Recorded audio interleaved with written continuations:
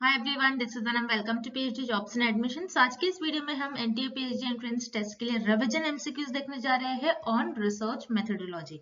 सो ऐसे एमसीक्यूज हमने काफी सारे वीडियोस में कवर कर रखे हैं, तो ये एक रिवीजन के तौर पर एमसीक्यूज है कि आपको आइडिया लग जाए कि किस तरीके से सारे एमसीक्यूज को सॉल्व करना है, कौन से ट्रिक्स अप्लाई करना है, कौन से वर्ड्स पर आपको फोकस करना है, किस तरीके से आपको एमसीक्यूज को सॉल्व करना है। तो अच्छी तरीके से इस वीडियो को देख लीजिएगा। जो भी क्वेश्चंस है आप मुझे कमेंट कर पूछ सकते हो। उसी के साथ साथ जैसे कि आप सभी को पता है, आपके एनटीए के पीएचडी एंट्रेंस एग्जामिनेशन 26 से स्टार्ट है।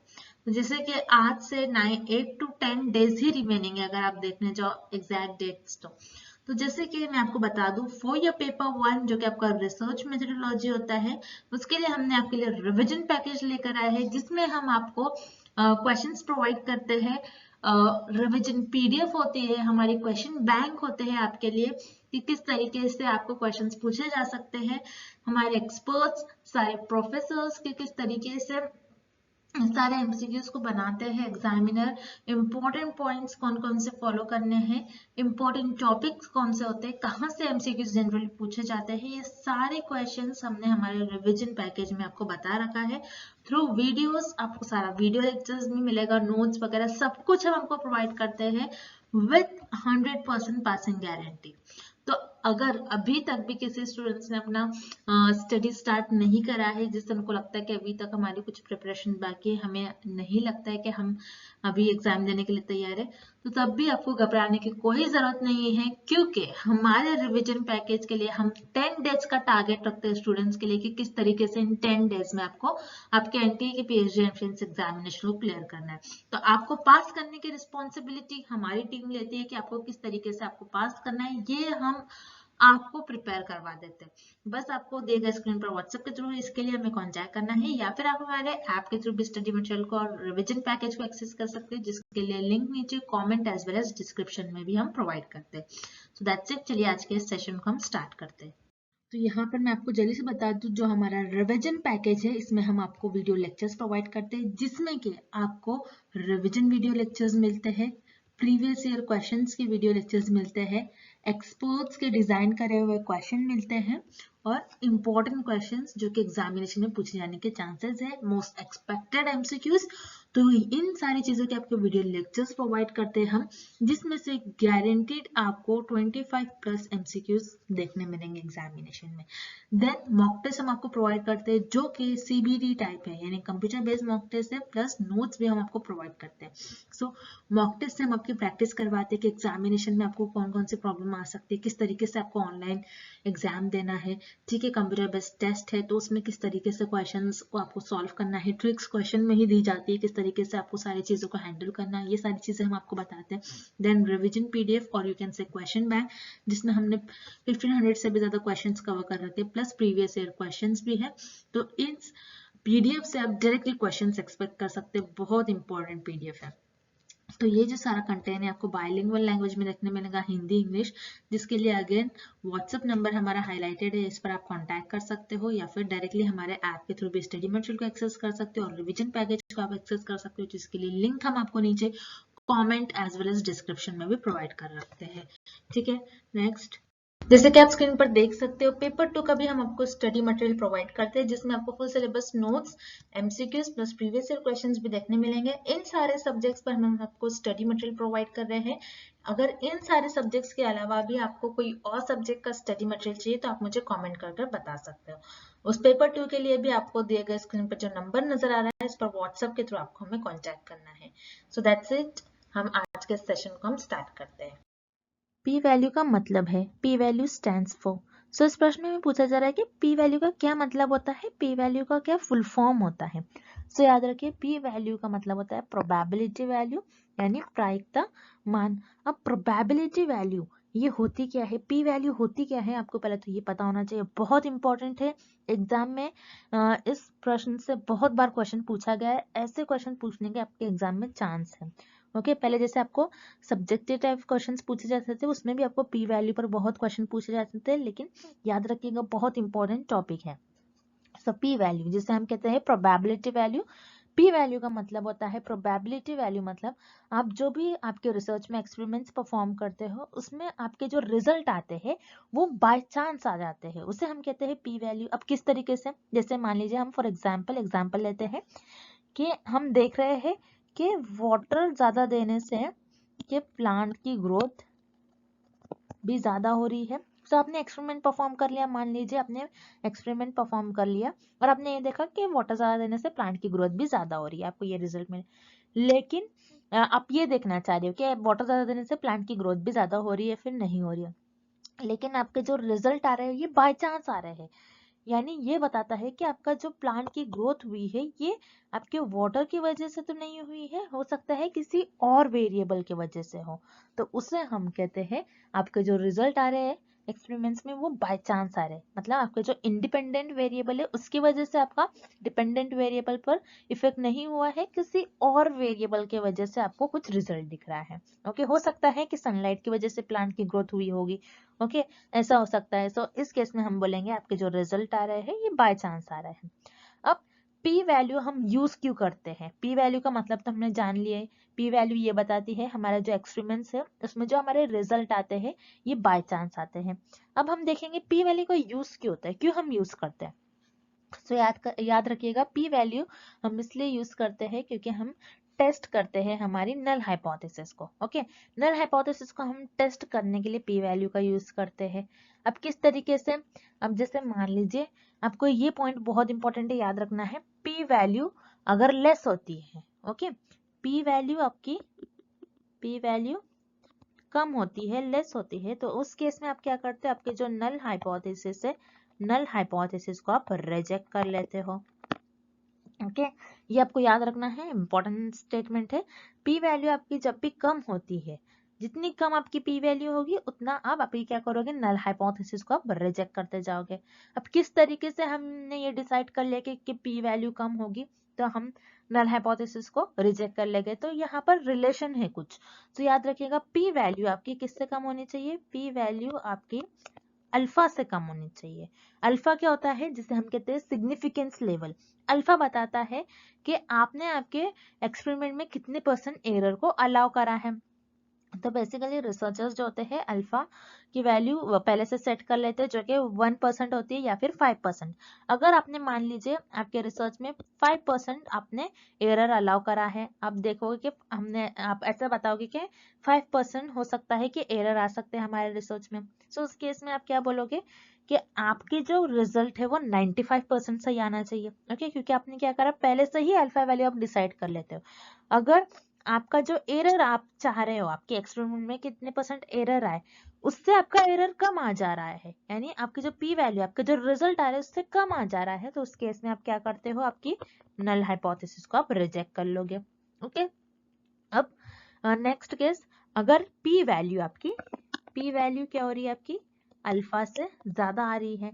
ओके, यानी आपने जितना एरर आपके एक्सपेरिमेंट्स में अलाउ करा था उससे ज्यादा आपको एरर देखने मिल रहा है, उससे ज्यादा आपको एरर देखने मिल रहा है, यानी आपके जो इंडिपेंडेंट वेरिएबल की वजह से आपके रिजल्ट नहीं आ रहे बल्कि कोई और वेरिएबल की वजह से आ रहे हैं, तो ये एरर ही हो गया, आपको पता नहीं चल रहा कि किसकी वजह से आ रहे हैं।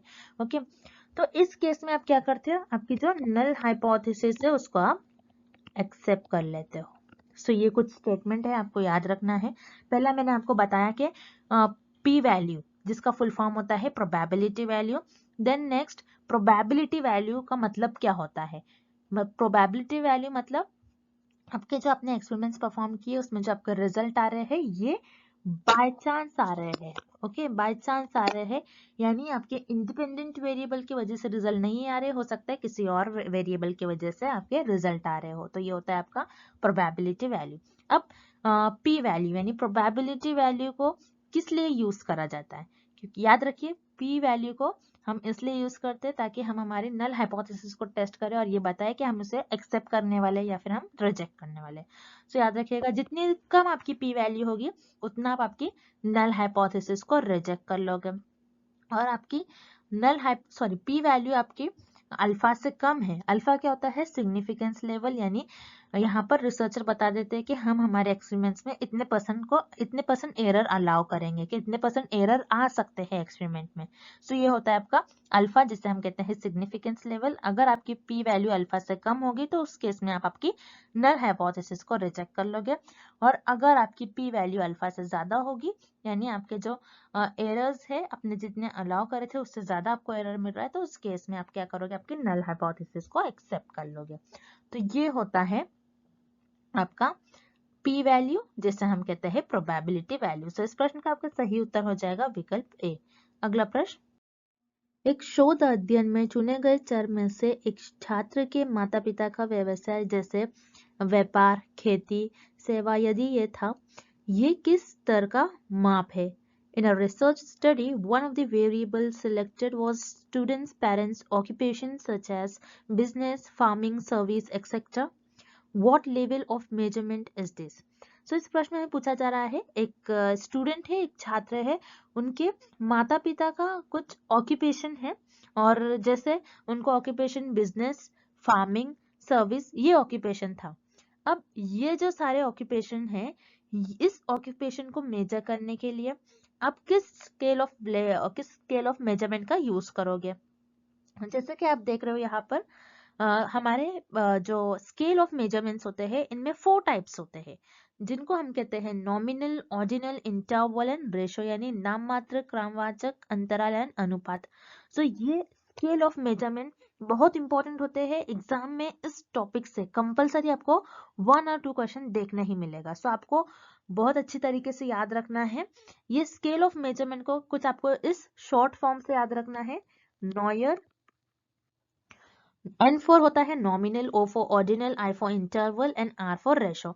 अब हम इसे शॉर्ट में देख लेंगे कि ये चारों स्केल ऑफ मेजरमेंट होती क्या है, क्योंकि मैंने आपको नोट्स में बहुत अच्छी तरीके से समझाया इसको, और जो मेरे वीडियो लेक्चर्स है उसमें मैंने बहुत डीप में आपको समझाया है। तो मैं बताऊंगी आपको, जो भी मेरे बैच के स्टूडेंट्स हैं, मैं उनसे कहूंगी कि आप उन वीडियो लेक्चर को और उस नोट्स के पार्ट को अच्छी तरीके से एक बार रीड कर लीजिए, तो आप कभी नहीं भूलोगे कि ये 4 स्केल ऑफ मेजरमेंट्स होते क्या है।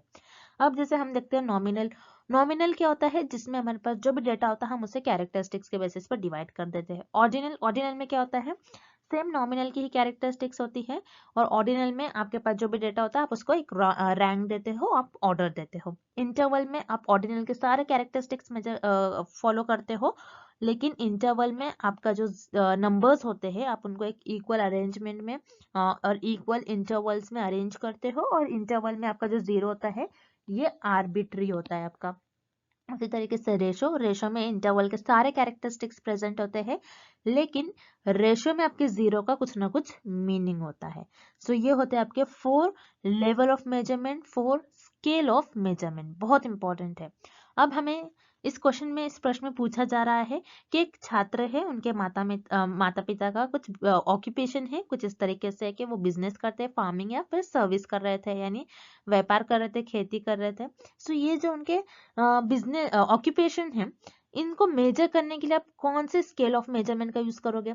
सो यहाँ पर जैसे कि यहाँ पर हम देख रहे हैं, बस उनको ऑक्यूपेशन है, उनकी कैरेक्टरिस्टिक्स के बेसिस पर डिवाइड करा गया है उनके ऑक्यूपेशन को। ओके, एक छात्र होंगे, उनके माता पिता फार्मिंग होंगे, तो आप क्या करोगे, उन छात्रों का ग्रुप बना लोगे। एक छात्र है जिनके माता पिता का बिजनेस है, व्यापार है, आप उनको एक ग्रुप में बना लोगे। तो आप इस तरीके से ग्रुपिंग करते हो, यानी सेम कैरेक्टरिस्टिक्स के लोगों को आप कैटेगराइज कर रहे हो। तो आप ऐसा किस स्केल ऑफ मेजरमेंट में करते हो और किस स्तर के माप में करते हो? नॉमिनल में, जिसे हम कहते हैं नाम मात्र। क्योंकि याद रखिए, नॉमिनल और ऑर्डिनल ही हो सकता है इस प्रश्न का उत्तर। ऑर्डिनल में आप ऑर्डर देते हो, एक इक्वल ऑर्डर देते हो सबको।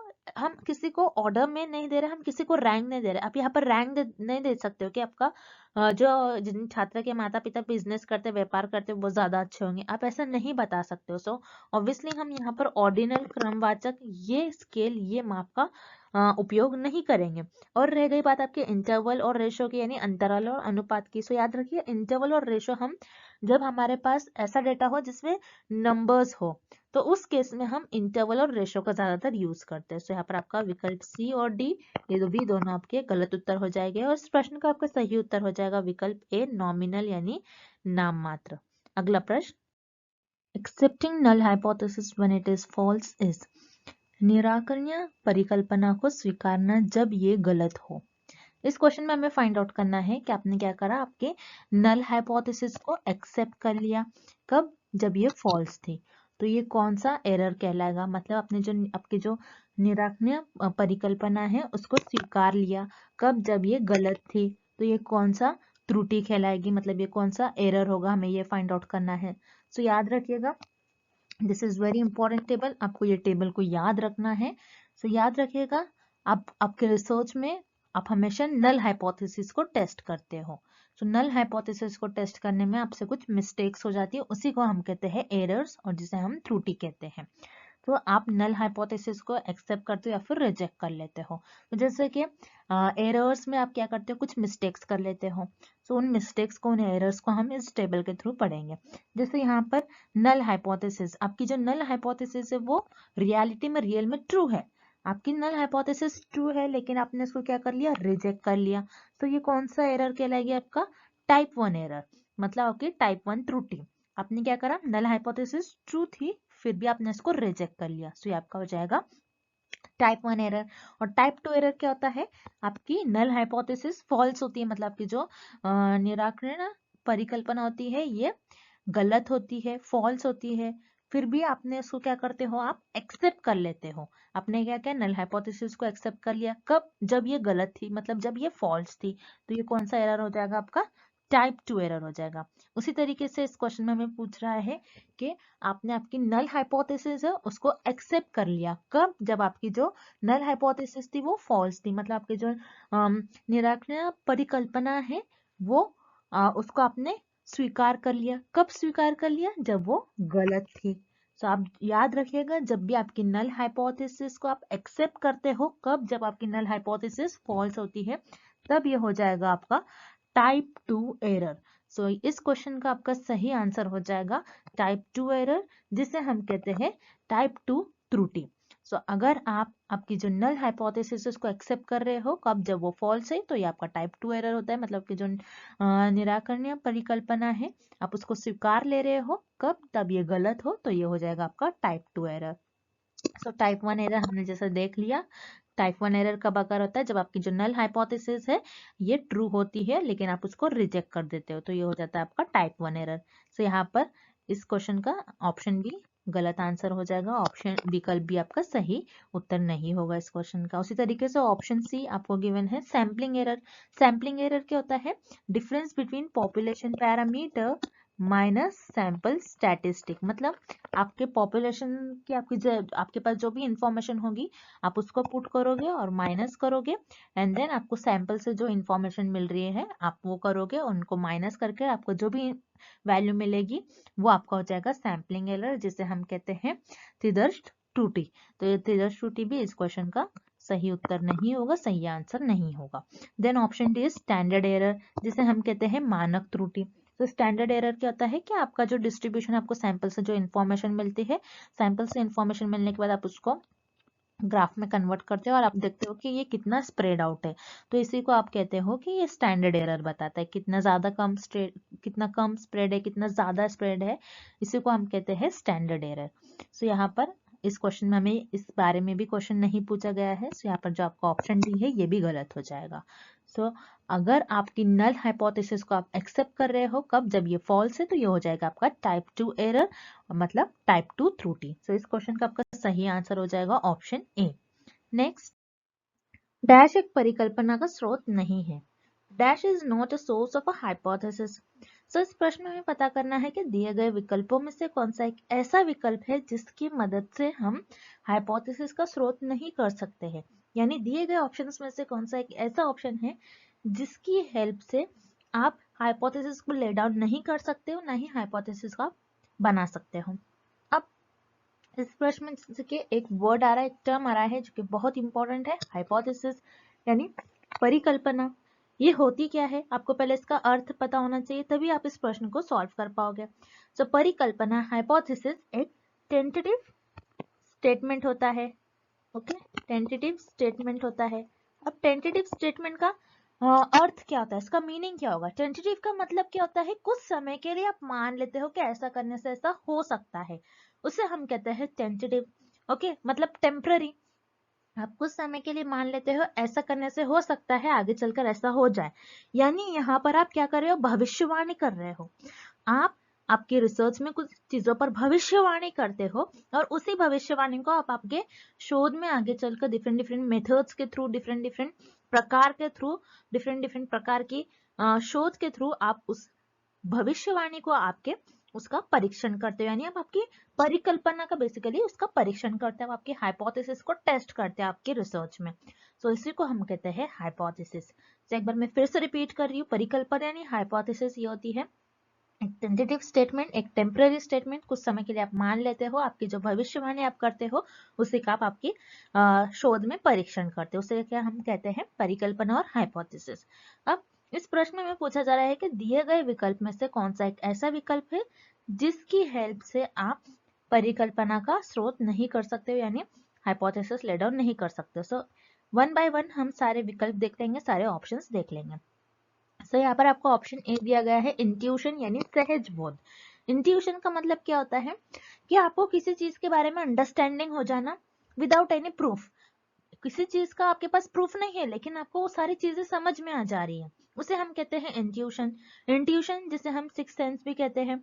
ओके, इंट्यूशन क्या होता है कि आपको किसी फेनोमेना के, किसी टॉपिक के बारे में आपको अंडरस्टैंडिंग हो जाती है बहुत जल्दी से, लेकिन आप उसको प्रूफ नहीं कर पाते, उसका कोई प्रूफ नहीं होता है, विदाउट एनी प्रूफ आप उसे अंडरस्टैंड कर पाते हो, उसी को हम कहते हैं इंट्यूशन, यानी आप अंडरस्टैंड कर पा रहे हो। तो यस, हाइपोथेसिस भी वही तो करती है, आपको जो अंडरस्टैंडिंग होती है उसी के बेसिस पर आप एक स्टेटमेंट देते हो और उसी स्टेटमेंट को आप प्रूफ करते हो।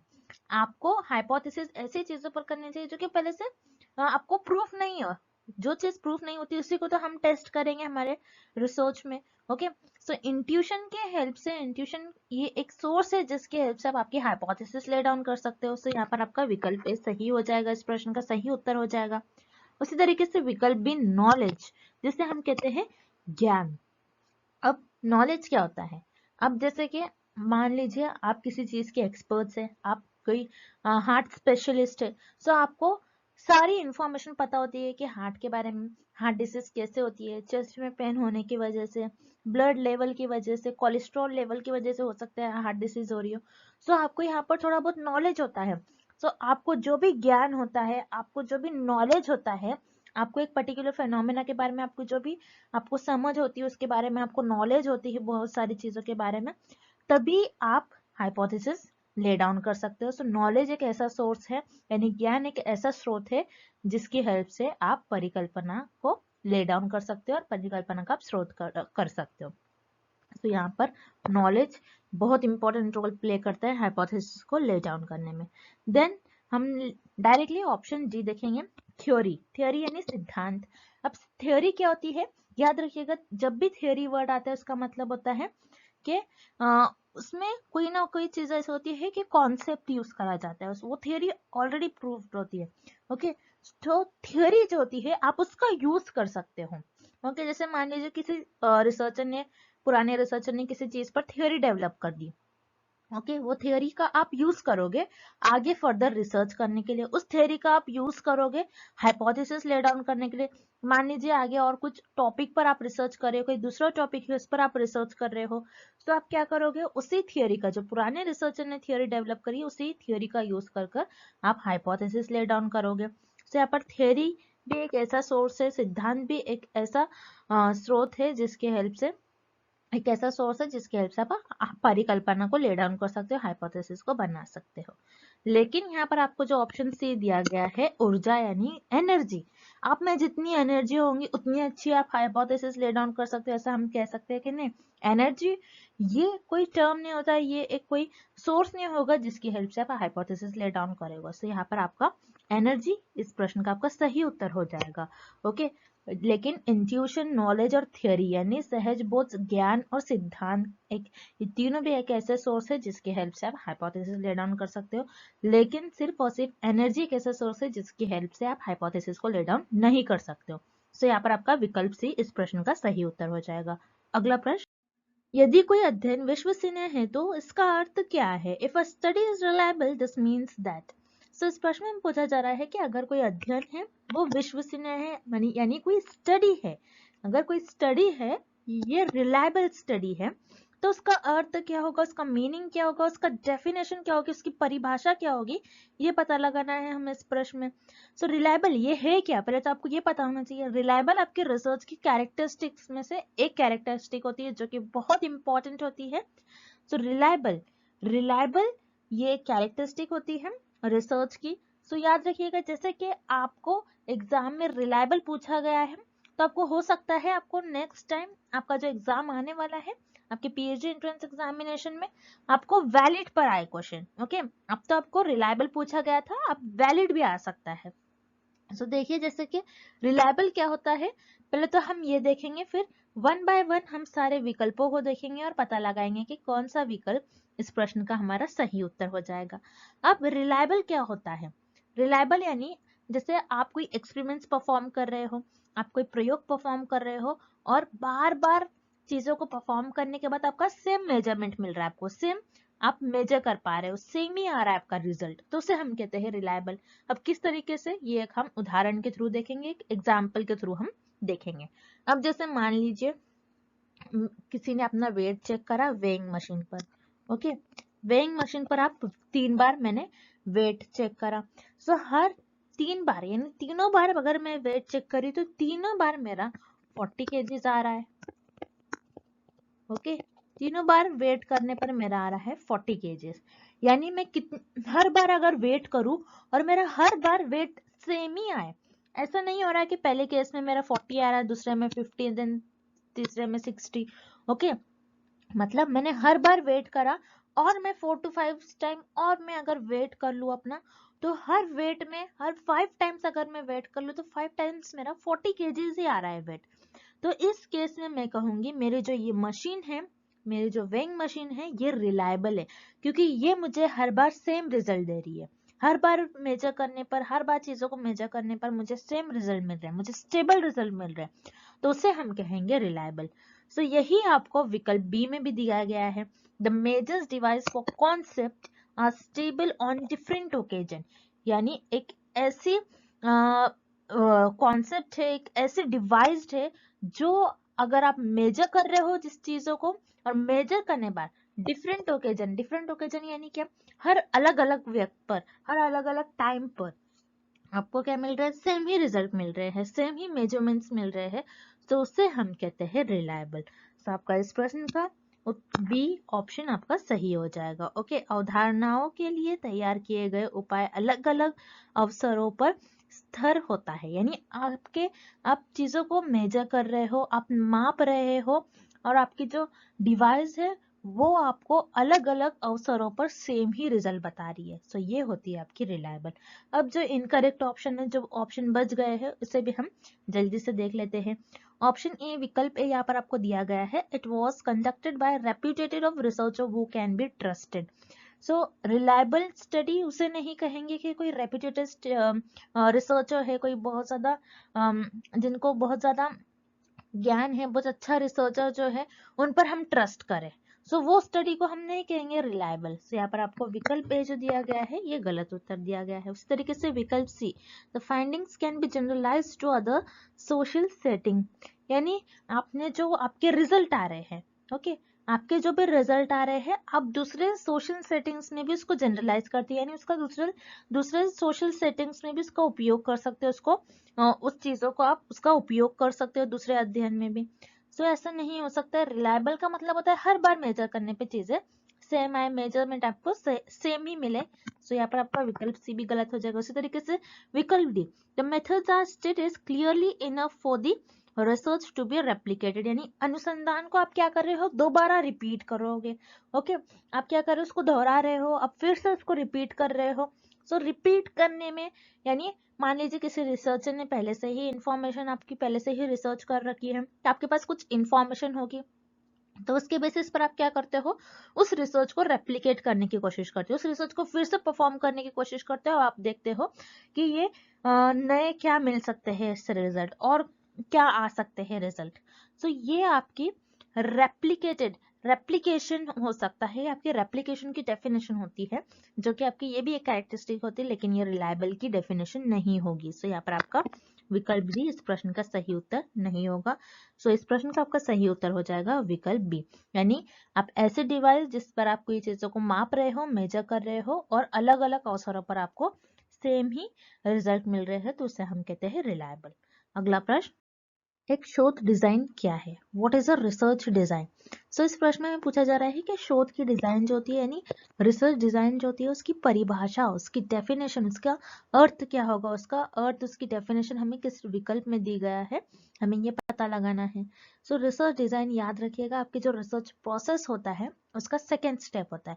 फर्स्ट स्टेप तो आपका रिसर्च प्रॉब्लम होता है एंड सेकेंड स्टेप आपका रिसर्च डिजाइन होता है। अब रिसर्च डिजाइन क्या होता है? रिसर्च डिजाइन में आप क्या करते हो, शोधकर्ता क्या करते हैं, जो रिसर्चर है वो क्या करते हैं रिसर्च डिजाइन में, आपको ये पता होना चाहिए। सो रिसर्च डिजाइन याद रखिएगा, जिसे हम ब्लूप्रिंट भी कहते हैं। ओके, बहुत इंपॉर्टेंट है, आपको एग्जाम में ये भी पूछा जा सकता है व्हाट इज अ ब्लूप्रिंट। तो आपको कंफ्यूज नहीं होना है, याद रखना है रिसर्च डिजाइन को ही ब्लूप्रिंट भी कहते हैं। ओके, रिसर्च डिजाइन का ही दूसरा नाम होता है ब्लूप्रिंट। अब रिसर्च डिजाइन जैसे डिजाइन है, यानी किसी चीज की आप कुछ आप सोचोगे उसके बारे में कि आप किस तरीके से उसको आप परफॉर्म करने वाले हो। सो रिसर्च डिजाइन, रिसर्च को आप किस तरीके से आगे चलकर परफॉर्म करने वाले हो, कौन कौन से स्टेप्स आप परफॉर्म करने वाले हो, कौन सी रिसर्च का, कौन सी शोध का उपयोग कर कर आप आपके रिसर्च परफॉर्म करोगे, कौन सी आप किस तरीके से हाइपोथेसिस ले डाउन करोगे, आप कैसे सैंपल्स बनाओगे, कैसे आप नमूनों को चुनोगे, आप कहाँ से चुनोगे, किस एरिया से चुनोगे, किस पर आप स्टडी परफॉर्म करने वाले हो, उसका सोसाइटी पर क्या बेनिफिट हो सकता है, उसका बेनिफिट, उसका ऑब्जेक्टिव क्या हो सकता है, आप डेटा किस तरीके से कलेक्ट करोगे आपके नमूनों से, आप कहाँ से डेटा कलेक्ट करने वाले हो, आप किस तरीके से डेटा को एनालाइज करने वाले हो, किस तरीके से आप आपके रिजल्ट बताने वाले हो, किस तरीके से आप आपकी रिसर्च करने वाले हो, ये सारे आप आपकी रिसर्च डिजाइन में करते हैं। यानी रिसर्च डिजाइन में आप प्लानिंग करते हैं। ब्लूप्रिंट का भी मतलब होता है प्लानिंग। प्लानिंग, आप जैसे किसी चीज को आप परफॉर्म करने वाले हो, उसके पहले आप क्या कर लेते हो, प्लानिंग कर लेते हो। आप मान लीजिए आप कहीं जा रहे हो, तो उसके आप पहले से प्लानिंग कर लेते हो कि इतने समय में मैं यहाँ पर रहूंगा, इतने समय में मैं यहाँ पर जाऊंगा। तो उसी तरीके से आप रिसर्च में भी करते हो, क्योंकि रिसर्च जो होता है आपका, ये 1 और 2 मंथ्स का नहीं होता है। रिसर्च आपको 3 to 6 ईयर्स तक परफॉर्म करना होता है, बहुत लॉन्ग ड्यूरेशन होता है, बहुत लंबा समय होता है। तो लंबे समय जो होता है, उसके लिए जो रिसर्चर होते हैं वो प्लानिंग करते हैं, वो पहले से ही सोच लेते हैं कि किस तरीके से हम डेटा कलेक्ट करने वाले हैं, कौन सा मेथड यूज करने वाले हैं, कौन सा टाइप ऑफ रिसर्च यूज करने वाले हैं, कौन से प्रकार की शोध यूज करने वाले हैं, कैसे जो डेटा होता है उसका विश्लेषण कैसे करेंगे, डेटा को किस तरीके से एकत्र करेंगे, ये सारी चीजें आप रिसर्चर अपने शोध डिजाइन में पहले से ही बता देते हैं। सो याद रखिएगा, रिसर्च डिजाइन की डेफिनेशन होती है a framework for every stage of collection and analysis of data, यानी हर एक स्टेज में आप किस तरीके से काम करने वाले हो, उसका फ्रेमवर्क, उसका ढांचा बना लेते हो। ओके, यानी डेटा का संग्रहण और विश्लेषण के हर चरण के लिए एक रूपरेखा। ओके, आप पहले से एक बना लेते हो रूपरेखा कि आप किस तरीके से डेटा का विश्लेषण करोगे, हर एक स्टेज में, हर एक चरण में आप उसका किस तरीके से डेटा को एकत्र करोगे, किस तरीके से विश्लेषण करोगे उसका, ये सारा आप आपके रिसर्च डिजाइन में, शोध डिजाइन में बता देते। तो ये हो गई आपकी सही डेफिनेशन, करेक्ट डेफिनेशन आपके रिसर्च डिजाइन की, यानी शोध डिजाइन की। अब जो बच गए हैं विकल्प, उन्हें भी हम एक बार देख लेते हैं। विकल्प ए, a way of conducting research that is not grounded in theory, यानी अनुसंधान करने का एक तरीका जो संदर्भ पर आधारित नहीं होता है। यहाँ पर बता रहा है कि रिसर्च डिजाइन एक ऐसा वे होता है जिसमें आप रिसर्च कंडक्ट करते हो जो कि ग्राउंडेड थियोरी नहीं होता है। ग्राउंडेड इन थियोरी यानी क्या होता है, जैसे ग्राउंडेड थियोरी क्या होता है कि आप डेटा कलेक्ट कर लेते हो, आपके पास डेटा कलेक्ट कर लेते हो आप पहले, देन उस डेटा को एनालाइज कर आप थ्योरी डेवलप करते हो, उसे हम कहते हैं ग्राउंडेड इन थ्योरी। तो यहाँ पर रिसर्च डिजाइन का ये मतलब नहीं होता है, रिसर्च डिजाइन का मतलब होता है प्लानिंग करना। तो यहाँ पर आपका जो विकल्प ए है अनुसंधान करने का एक तरीका जो सिद्धांत पर आधारित नहीं है, ये गलत हो जाएगा। उसी तरीके से विकल्प B choice between using qualitative and quantitative methods, यानी आप क्या कर रहे हो, आप चॉइस कर रहे हो, आप चुन रहे हो कि आप कौन सा मेथड उपयोग करोगे, आप कौन से मेथड का, आप कौन से तरीकों का उपयोग करोगे, क्या आप गुणात्मक तरीके का उपयोग करोगे या फिर मात्रात्मक तरीकों का उपयोग करोगे आपके रिसर्च में। सो उसे हम रिसर्च डिजाइन कहते हैं कि नहीं। सो यहाँ पर आपका विकल्प बी भी गलत उत्तर हो जाएगा। उसी तरीके से विकल्प C, the style in which you represent your research findings, for example a graph, यानी वो शैली जिसमें आप अपने शोध के निष्कर्ष प्रस्तुत करते हैं, उदाहरण के लिए एक ग्राफ। यानी यहाँ पर आपको बताया गया है कि जैसे आपने रिसर्च परफॉर्म कर ली, उसके बाद आपको जो रिजल्ट मिलते हैं आप उसको एक वे में प्रेजेंट करते हो, या तो आप ग्राफ में प्रेजेंट करते हो या तो आप टेबल में प्रेजेंट करते हो। जैसे फॉर एग्जांपल हमें यहाँ पर ग्राफ दिया गया है, ओके। सो आपके जो रिसर्च के जो भी आपके परीक्षण आ रहे हैं, जो भी आपके रिसर्च के आपके फाइंडिंग्स आ रहे हैं, जो भी आपके रिजल्ट आ रहे हैं, उसको आप क्या कर रहे हो, एक कोई भी एक ग्राफिकल फॉर्म में रिप्रेजेंट कर, जैसे आपने ग्राफ में रिप्रेजेंट किया। सो इससे हम कहेंगे कि रिसर्च डिजाइन नहीं, रिसर्च डिजाइन तो एक फ्रेमवर्क को कहते हैं जिसमें आप एवरी स्टेज में जो डेटा कलेक्ट करने वाले हो, किस तरीके से डेटा को एकत्र करने वाले हो, किस तरीके से उसका विश्लेषण करने वाले हो, ये सारी चीजें आप आपके रिसर्च डिजाइन में बताते हो। तो इस प्रश्न का आपका सही उत्तर हो जाएगा विकल्प डी। अगला प्रश्न, डेटा को नोट्स, रिकॉर्डिंग और वीडियो टेप के रूप में दर्शाया गया है। Data are represented in the form of notes, recordings and video tapes in। इस प्रश्न में हमें ये फाइंड आउट करना है, ये पता लगाना है कि डेटा को नोट्स, रिकॉर्डिंग और वीडियो टेप के रूप में दर्शाया गया है, तो वो कौन सी रिसर्च का, कौन सी अनुसंधान का एग्जाम्पल होगा। अब आपको याद रखना है, आपके जो दो रिसर्च मेनली जो होती है, जैसे क्वालिटेटिव एंड क्वांटिटेटिव, मतलब गुणात्मक एंड मात्रात्मक। तो गुणात्मक अनुसंधान में आपके पास जो भी डेटा होगा वो नोट्स, रिकॉर्डिंग और वीडियो टेप के रूप में होगा। सो यहाँ पर आपका विकल्प ए करेक्ट हो जाएगा। देन विकल्प बी, मतलब ऑप्शन बी आपको गिवन है मात्रात्मक अनुसंधान। मात्रात्मक अनुसंधान, जैसे आपको नाम देखकर ही इसका अर्थ पता लग रहा होगा। मात्रात्मक जिसे हम क्वांटिटेटिव कहते हैं, जो नंबर्स को दर्शाता है। सो मात्रात्मक अनुसंधान में हमारे पास जो भी डेटा होता है ये नंबर्स के रूप में होता है। सो मात्रात्मक अनुसंधान में हमारे पास जो डेटा होगा वो नंबर्स के रूप में होगा, जैसे किसी की उम्र, किसी के हाइट, किसी की ऊंचाई, किसी का वजन। सो ये आपका मात्रात्मक अनुसंधान के एग्जाम्पल्स हो गए। सो यहाँ पर जो आपका विकल्प बी है ये गलत हो जाएगा। देन विकल्प सी आपको गिवन है एक्सपेरिमेंटल रिसर्च, जिसे हम प्रायोगिक अनुसंधान कहते हैं। सो प्रायोगिक अनुसंधान ऐसी अनुसंधान होती है जिसमें बेसिकली आपके पास जो डेटा होता है, इसमें भी आपके पास जो डेटा होगा वो नंबर के रूप में होता है। और एक्सपेरिमेंटल रिसर्च में और प्रायोगिक अनुसंधान में आप मेनली आप जो वेरिएबल्स होते हैं, जो चर होते हैं, उनके बीच में कैसा संबंध है उसको पता लगाते हो, मतलब कॉज एंड इफेक्ट रिलेशनशिप आप फाइंड आउट करते हो। सो एक्सपेरिमेंटल रिसर्च मतलब प्रायोगिक अनुसंधान में भी आपके पास जो डेटा होता है ये नंबर्स के रूप में होता है। सो यहाँ पर आपका जो ऑप्शन सी, जो विकल्प सी है, ये भी इनकरेक्ट हो जाएगा। सो आपके पास ऐसा डेटा जो नोट्स, रिकॉर्डिंग और वीडियो टेप के रूप में दर्शाया गया है, तो ये आपका गुणात्मक अनुसंधान में एग्जाम्पल होगा, मतलब क्वालिटेटिव रिसर्च का एग्जाम्पल होगा। तो यहाँ पर आपका जो करेक्ट ऑप्शन हो जाएगा, करेक्ट विकल्प हो जाएगा, वो है आपका ऑप्शन ए और विकल्प ए। अगला प्रश्न, उचित सैंपलिंग के लिए निम्नलिखित में से कौन सा अप टू डेट, पूर्ण और वैन्य होने चाहिए। Which of the following should be up to date, complete and affordable for proper sampling? So इस प्रश्न में पूछा जा रहा है कौन सा ऐसा विकल्प है जिसमें हमें कंप्लीट इंफॉर्मेशन मिलती है हमारे सैम्पलिंग के लिए, जिसको हम हमारे सैंपल के लिए चुन लेते हैं। ऐसे ऐसे व्यक्ति जिनको हम हमारे सैंपल के लिए चुन लेते हैं, उनके बारे में complete detail, up to date detail जो होती है वो सारी डिटेल होनी चाहिए। सो वो कौन सा एक ऐसा ऑप्शन है जिसमें ये सारी चीजें मौजूद होती है, सारी चीजें प्रेजेंट होती है। सो याद रखिएगा वो होती है आपकी सैम्पलिंग फ्रेम। अब सैम्पलिंग फ्रेम क्या होता है, जैसे मान लीजिए आप क्या करते हो, पॉपुलेशन होती है आपकी, मान लीजिए ये आपकी पॉपुलेशन है, पॉपुलेशन में से आप कुछ लोगों को ले लेते हो जो कि आपका सैंपल बन जाती है। सो डायरेक्टली आप पॉपुलेशन में से आपके सैंपल्स को नहीं चुनते, आप क्या करते हो, पॉपुलेशन में से लोगों की लिस्ट बना लेते हो। अब जैसे पॉपुलेशन तो बहुत ज्यादा पॉपुलेशन होती है, पूरी पॉपुलेशन पर तो हम रिसर्च नहीं परफॉर्म कर सकते, तो आप क्या करते हो कि पॉपुलेशन लेते हो, पॉपुलेशन में जितने लोग हैं, जैसे मान लीजिए मैं यहाँ पर स्टडी कर रही हूँ, मैं स्टडी कर रही हूँ जो जो लोग स्मोकिंग करते हैं उनके लंग्स पर कैसा अफेक्ट होता है। सो स्मोकिंग करने से लंग पर कैसा अफेक्ट होता है ये स्टडी में परफॉर्म कर रही हूँ, मुझे ये अध्ययन करना है। सो मुझे ऐसे लोगों को अपने सैम्पलिंग फ्रेम में लेना होगा, ऐसे लोगों का मुझे डिटेल, उनका नेम प्रॉपर, उनकी एज, ये सारी इंफॉर्मेशन लिखना होगा एक प्रॉपर एक शीट पर।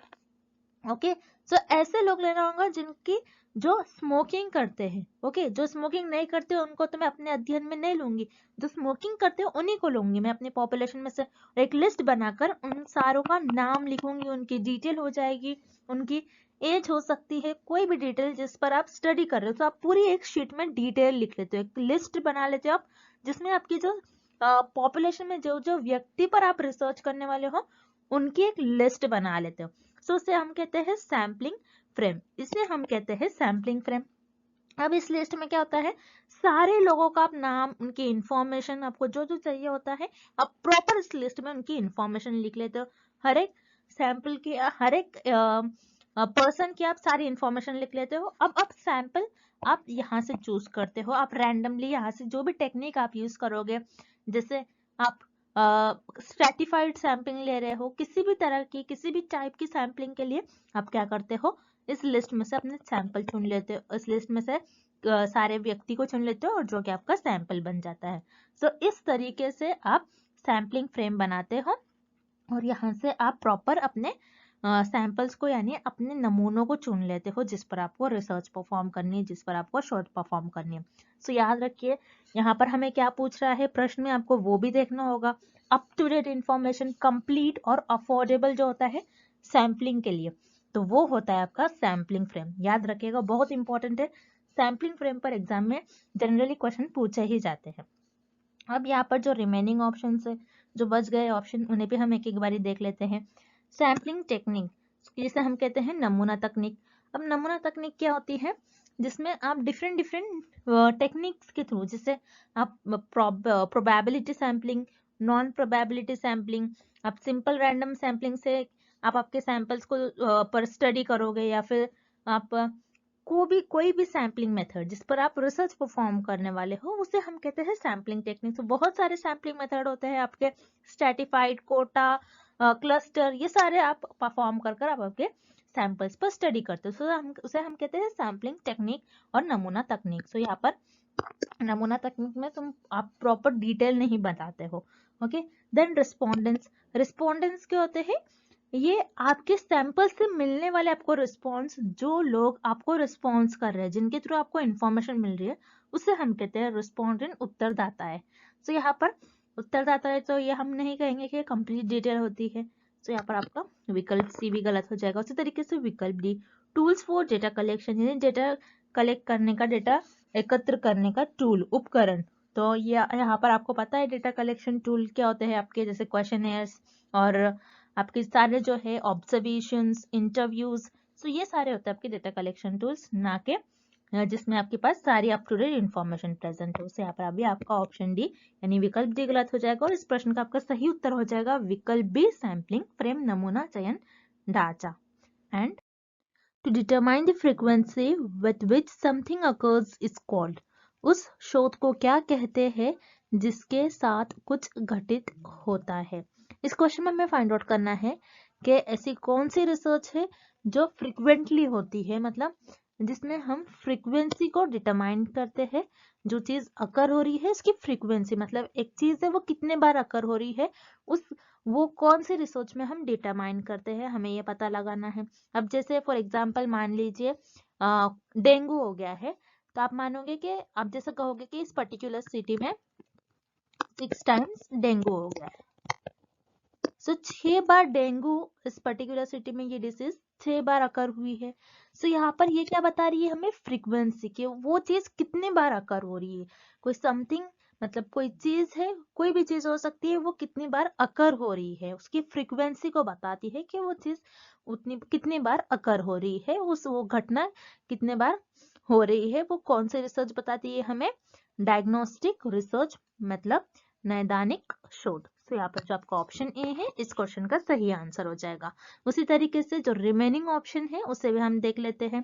जैसे अप्लाइड रिसर्च, जिसे हम कहते हैं प्रायोगिक शोध। अप्लाइड रिसर्च क्या होती है, जिसमें हम किसी स्पेसिफिक प्रॉब्लम को और प्रैक्टिकल प्रॉब्लम को सॉल्व करते हैं। यहाँ पर हमें कोई प्रॉब्लम को सॉल्व नहीं करना है, क्वेश्चन में हमें किसी प्रॉब्लम से रिलेटेड क्वेश्चन नहीं दिया गया है। तो यहाँ पर जो आपका ऑप्शन डी है ये रॉन्ग हो जाएगा। Then option C quantitative research, जिसे हम कहते हैं मात्रात्मक शोध।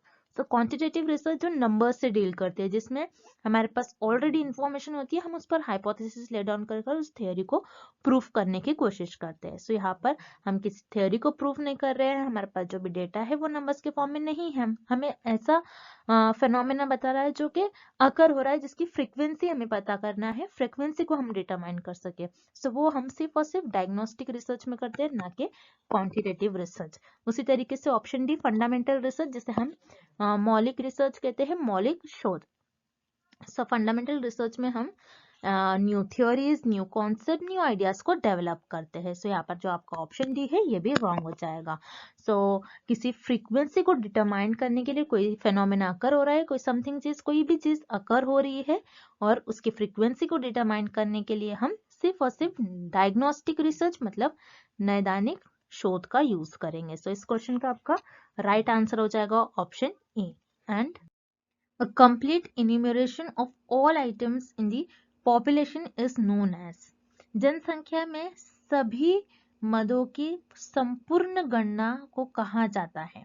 इस क्वेश्चन में हमें ये फाइंड आउट करना है कि आपके पास एक पॉपुलेशन है, एक पॉपुलेशन में से आप पूरी पॉपुलेशन में से कुछ इंफॉर्मेशन कलेक्ट कर रहे हो। एक पॉपुलेशन है, इसी पूरी पॉपुलेशन से आप इंफॉर्मेशन कलेक्ट कर रहे हो। पॉपुलेशन में जितने भी पूरे मेंबर्स है, जितने पूरे भी आपके पास आइटम्स है, उन सब से आप कंप्लीट इंफॉर्मेशन ले रहे हो, तो उसे हम क्या कहते हैं।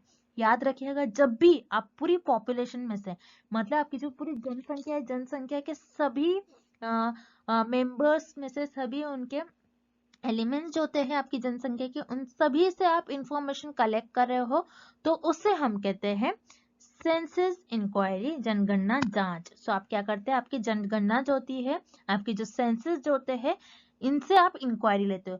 सेंसस क्या होता है, पॉपुलेशन में से आप हर एक एक मेंबर से इंफॉर्मेशन कलेक्ट करते हैं, उससे हम कहते हैं सेंसस। और सेंसस जांच ये भारत में हर 10 साल पर किए जाती है, मतलब सेंसस जो होता है भारत में हर 10-10 साल पर कंडक्ट करवाई जाती है, जिससे पता लगता है कि उस पर्टिकुलर, जिससे पता लग जाता है कि भारत में हमारी कितनी पॉपुलेशन है, कितने लोग लिटरेट है, कितने लोग पढ़े लिखे, कितने लोग एजुकेटेड हैं, और पॉपुलेशन जो रह रही है उनकी जो स्टेटस क्या है, उनका सोशल स्टेटस कैसा है, वो क्या, उनकी इनकम कितनी है, एवरेज इनकम कितनी है लोगों की, ये बता सकते हैं सेंसस इंक्वायरी के थ्रू और जनगणना जांच के थ्रू यही स्टडी की जाती है। सो याद रखिएगा, अगर आप पॉपुलेशन में से हर एक, पूरी पॉपुलेशन में जितने भी आपके मदों से आप पूरी इंफॉर्मेशन कलेक्ट करें, मतलब पॉपुलेशन के हर एक आइटम से आप इंफॉर्मेशन कलेक्ट करें, तो उसे हम कहते हैं सेंसस इंक्वायरी। सो यहाँ पर आपका ऑप्शन सी करेक्ट हो जाएगा। अब जो रिमेनिंग ऑप्शन है उन्हें भी हम एक बार ही देख लेते हैं। Option A study population. Study population तो कुछ नहीं था कि आप स्टडी कर रहे हो पॉपुलेशन पर, इससे हम पूरी पॉपुलेशन से अगर आप इंफॉर्मेशन कलेक्ट करें तो उसे हम स्टडी पॉपुलेशन नहीं करेंगे, अध्ययन आबादी नहीं करेंगे। सो इस क्वेश्चन का आपका ऑप्शन है इनकरेक्ट हो जाएगा। इस तरीके से ऑप्शन बी यूनिवर्स।